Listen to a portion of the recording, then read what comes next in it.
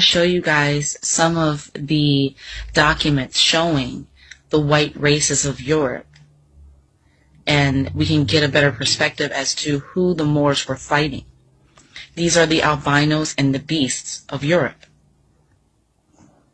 And the Moors were fighting these people for hundreds of years prior to the so-called transatlantic slave trade. And one interesting thing I wanted to show you is that when you look at these beasts and albinos and how they have achieved what they've been able to achieve in just a few hundred years, keeping in mind that they were considered wild men just a few hundred years ago, and they had no last names. Many of them didn't even have first names. And I wanted to show you this because I found this very interesting.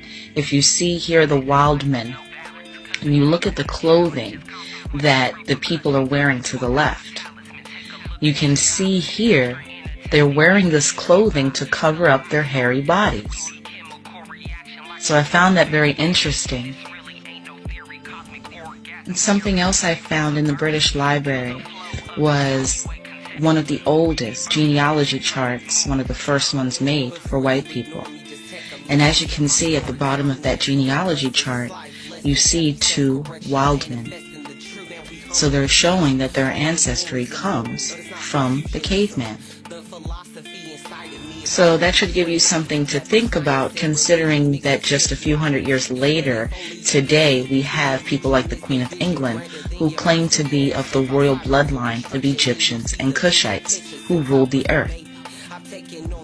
They even found the remains of a boy who was buried at Stonehenge in Europe. He was buried in Europe, but he actually came from the Mediterranean Sea in Africa. And he came to Europe 3,500 years ago. So that's in 1500 BC. So we're told that the Moors arrived in Europe in 700 AD.